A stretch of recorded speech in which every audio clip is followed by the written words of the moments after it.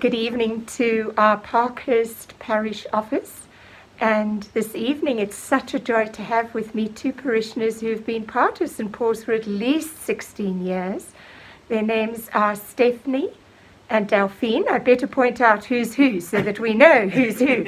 This is Stephanie. This is Delphine. Hello, everybody. And their surname is Press. They're originally from Riverlea. And I can't tell you how super it is to have them here. As sisters, they don't have to have quite that amount of social distancing because they live in the same house. So this evening is our opportunity to get to know how Steph and Delphine, or Delphine and Steph, have been managing to cope during this extraordinary time where we try to make things normal but don't quite know what it means yet for us. So I don't know who would like to start, Delphine or Steph. It's been about 4 months. Yes. And so what is starting to irritate you now? Well, I must say that this lockdown has been amazing for me because I learned a lot of things. I mean, I've always been cooking, but now I've been baking and making bread. And yesterday I even made chia butter bread. Oh. And so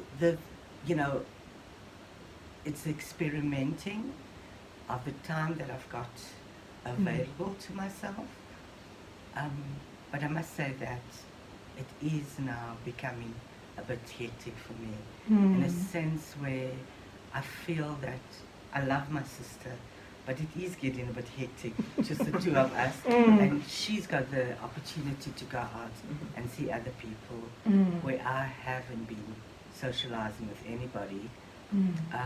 My brothers came to visit. We also had a death in the family, and that, that was also a time where at least I've seen other people, and it was a bit of socializing with other people. But other than that, with me, it's only phone calls, WhatsApps, and so forth. I've been keeping myself busy also, in improving my techno, becoming more techno savvy.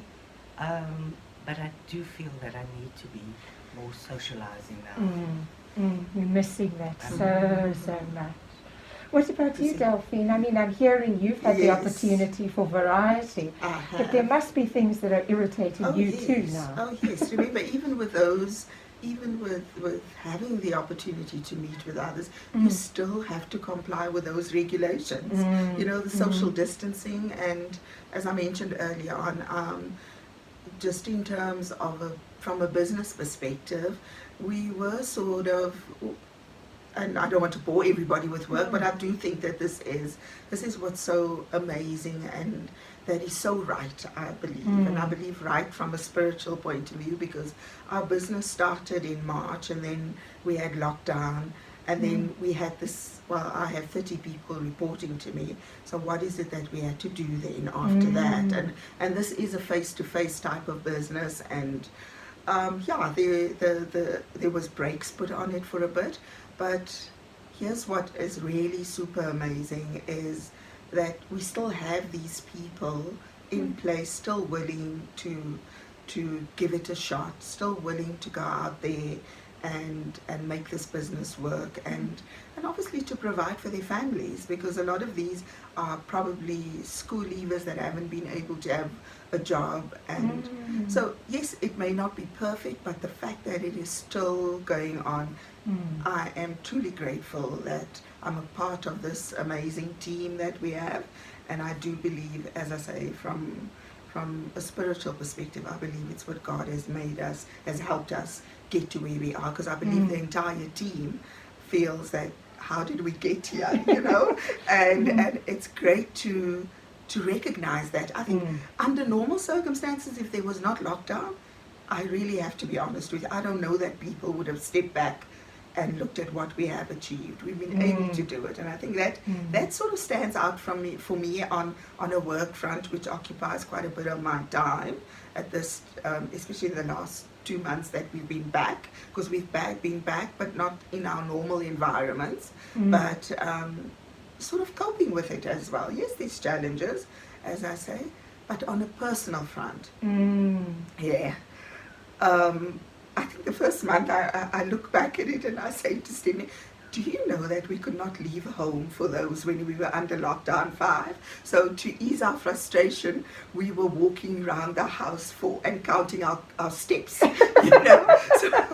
So we were doing like 3 or 4 kilometers around the house, which was amazing because it was also part of us, you know, with our earphones. For me, it was either listening to music or listening to some inspiration, which I never really made time for. And I think that's what stands out to me, and I feel that it's something that I continue doing, having that quiet time, because I'm probably not as good as Stephanie with quiet time, because I'm just moving all the time anyway. So those are the differences. And like I say, also having lost our brother, that was a trying time in the week that was, but even that, in the way Jerome had passed on, it was, I look back at it, I mean, this is now just over almost 3 weeks ago, and I look and I'm always reflecting on what had taken place before his passing, and again, I'm proud, or maybe not, I shouldn't say proud, but rather grateful that we believe that God had led us through that process, you know. So Michelle, in a nutshell, I think for me, it is being more aware of, not because I'm sitting at the church, but I told Stephanie the other day, do you know what?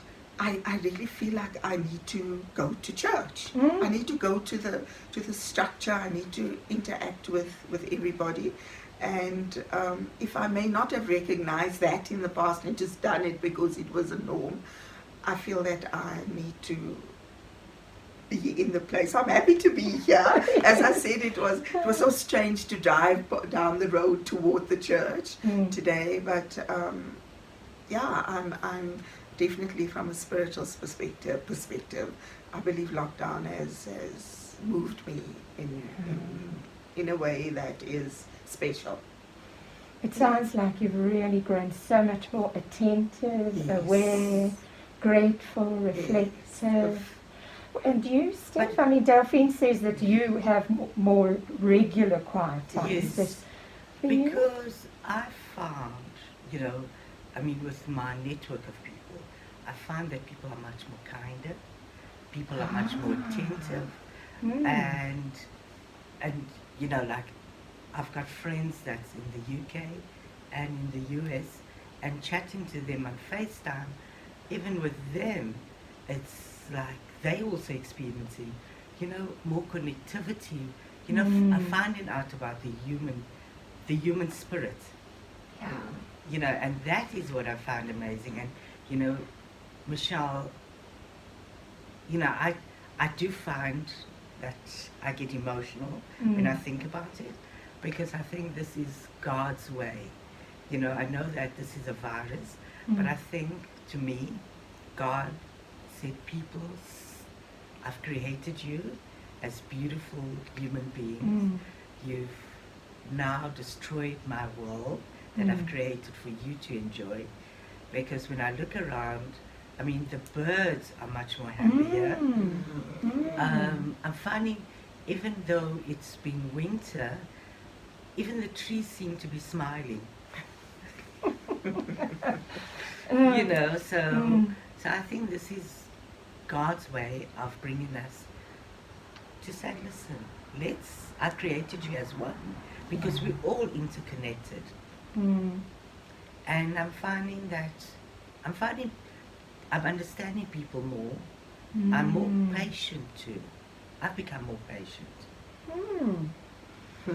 So you can see how God is using what ostensibly looks like a bad thing. God is actually using it for good, and you're able to see the goodnesses. Yes. Yeah, I'm seeing the good in this whole. Yes, you know, I mean, there's a lady that we know from Rivoli. Yes. And a school friend of mine, because we've been in touch too, and he phoned me and said, "Oh, Cecilia, before she had COVID, and before she passed on, she sent out a voice message." And he said, "Stephanie, can I send it?" Because he even cried. And I said, "No, I don't want to hear it, because he said it was so emotional. He even cried listening to it. And I said, "No, I don't want to have any, I'm not saying it's negative, but I didn't want that into my space and in my spirit. Because right now I'm finding my spirit is in a healing process. It's appreciating why I'm created, my purpose in life, and that's where I'm at, and like Delphine says, is that I've been, I started at the beginning of the year with my gratitude jar, but I've been making notes on post-its, every day. So I had this pile of post-its, and the other day I said, "No, let me do my gratitude jar." So I did it because I love my beads, and to me I find that also very therapeutic, working with beads. So I did a whole design on my jar and started putting my papers in there. So at least now I've got order with my gratitude jar. So you made such an interesting comment about you're much clearer about your purpose in life. Is that true for both of you, that sense of purpose? Definitely from my front, and just given, as I say, I cannot not even not reflect on my past, just from a career perspective as well. It was a trying time last year, but the fact that this new position became available because of my past relationship with the owner of the business that I'm working with at the moment, Michelle, I feel that career-wise, I just felt that I'm being led in that path. So I'm able to throughout my career recognize that there's a common purpose within it, and where I'm at the moment, the fact that I'm a lot happier and I'm able to use more of my creativity with not being held back in any way. So definitely on the work front, absolutely.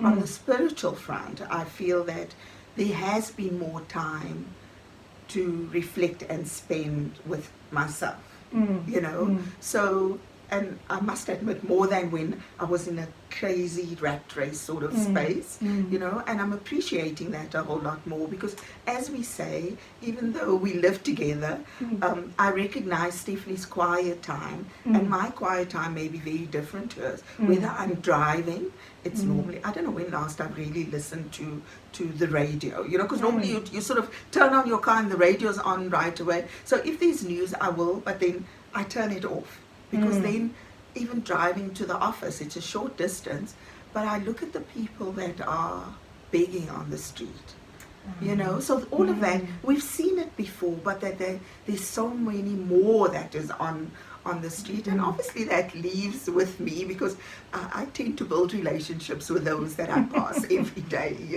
so you kind of just, I feel like I'm more in touch with perhaps what their struggles may be, and whether it's giving them a fruit or whether it's giving them some money or something, and then showing gratitude. And when I don't have, how amazing is this?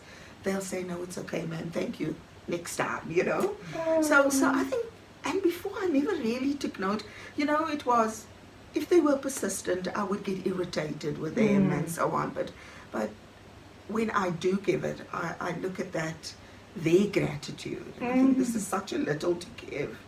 But I trust God will make it work for those that need it at that particular time. So yes, from that perspective, I'm very well aware of the privilege that I may have, and that they don't have the privilege. Sometimes they look scruffy, and then there's a day when they look really neat. And in my mind, I'm thinking like, so I wonder, how did you get where did you wash or clean or whatever, because you're looking good today, you know. I mean, in my mind, I would be talking to myself in that way when I recognize the ones that I pass every day. So I guess it's those little nuances that I see, you know, and so I really would have just been shut off, you know what I'm saying? So yes. It's that seeing, beholding of the other. Yes. Oh, and you, Steph, this whole purpose. Well, you know what, Michelle, like we're talking now, I mean, our neighbors, you know, I mean, you know, before our neighbors was just greeting or not even acknowledging that.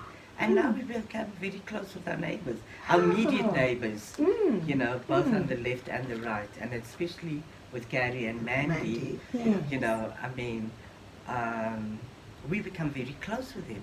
And, you know, and Mandy was retrenched, and, you know, with her opening up to us was, you know, a bit sad, because they've got teenage boys, and, you know, and Gary he had a part-time job, and now both of them not working. But something seemed to be coming up for Gary, and Mandy's opened up to Delphine to say that she's thinking of going to do this Tesla course, teaching and that.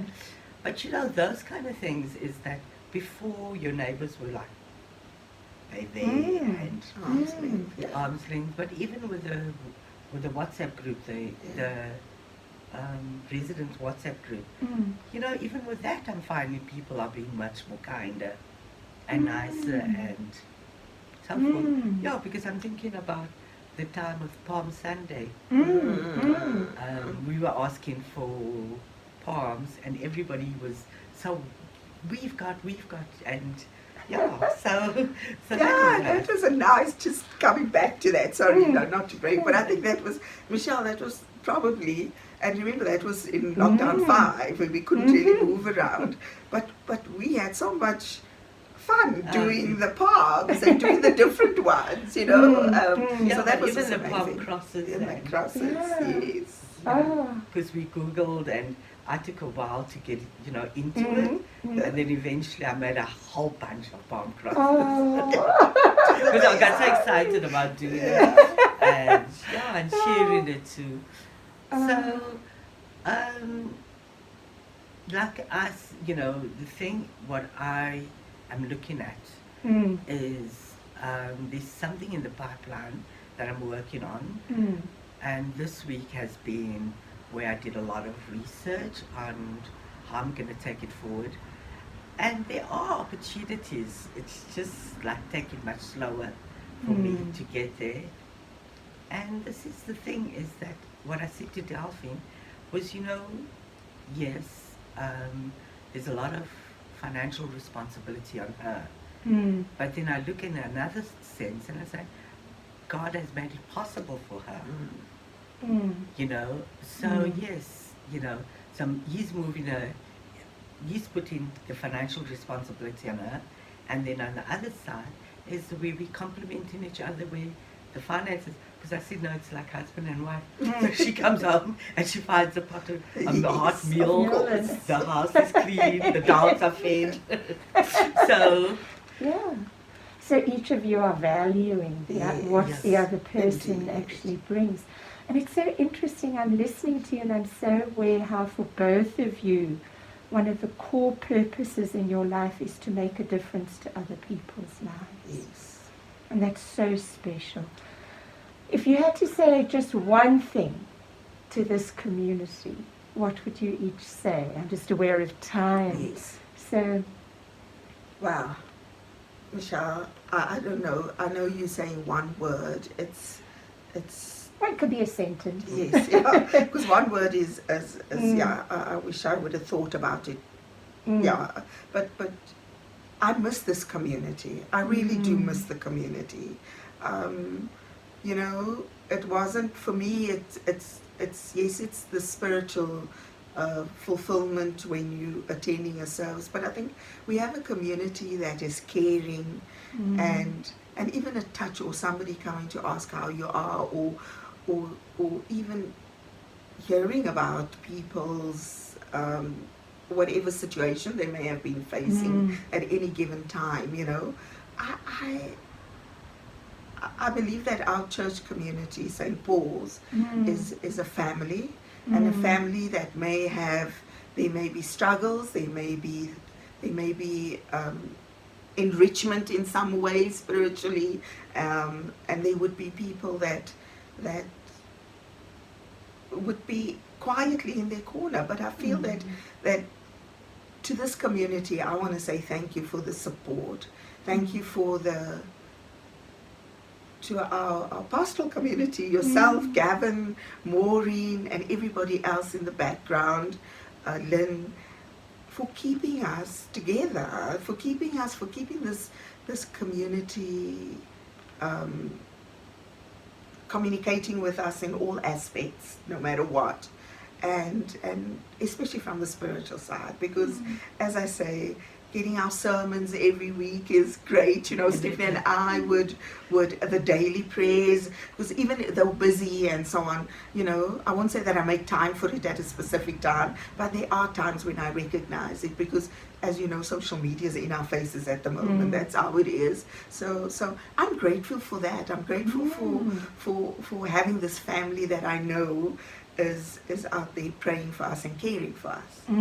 So it's more than a sentence, but from my heart to everybody out there, I wish everybody well, and thank you for this opportunity. Thank you. And what about you, Steph? I want to say thank you that God has led me into this community.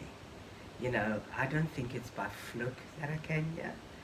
I believe that God led me, and that there's a bigger purpose why I'm in this community, and all the people that I've met in this community.